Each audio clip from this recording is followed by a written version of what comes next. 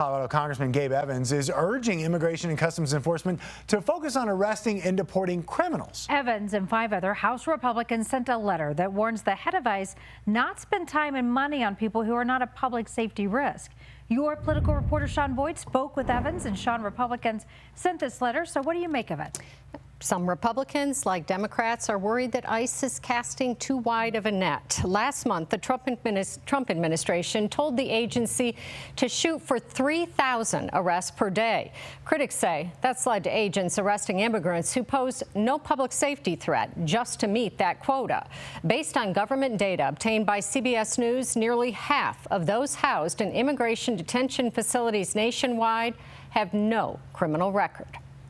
4 days after immigration agents raided work sites in the Garment District of L.A., leading to protests, 6 members of the Congressional Hispanic Conference, including Colorado's Gabe Evans, fired off a letter to the interim director of ICE. Their message?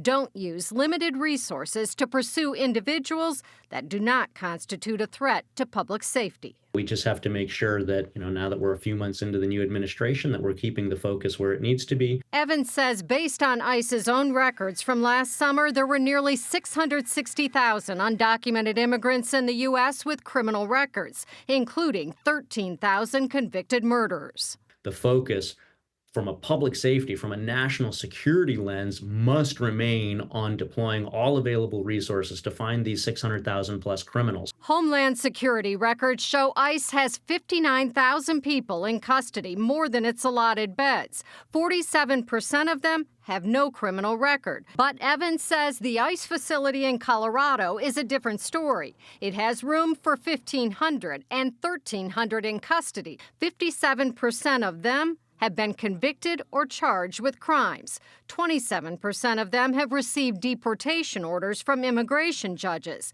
and the rest are considered a flight or safety risk, according to Evans, who visited the facility last week. So the same way that we treat American citizens, you go through that risk analysis and figure out, from a public safety or a flight perspective, do we need to keep this person in custody pending final removal? Evans says not every undocumented immigrant should be deported. His grandfather crossed the border illegally and then earned his citizenship by serving in World War II. We have got to have a viable pathway forward, a workable pathway forward for the people like my family that want to come to the United States, work hard, raise their families, live the American dream. He admits current laws don't provide that pathway. Stay tuned. I'll drop a little teaser here. We're doing a lot of work in that, and this is a continuing conversation that I'm sure we'll continue to have in the next couple of weeks and months. So far, we're not aware of any raids on businesses or farms in Colorado. Evans says unless those raids are associated with criminal activity, he does not support them. It's estimated ICE has deported about 100,000 people so far this year. Evans and his congressional colleagues want to know how many had criminal convictions, what crimes they were convicted of, whether their countries of origin are cooperating, and if ICE needs additional resources to focus on the 600,000 plus criminals.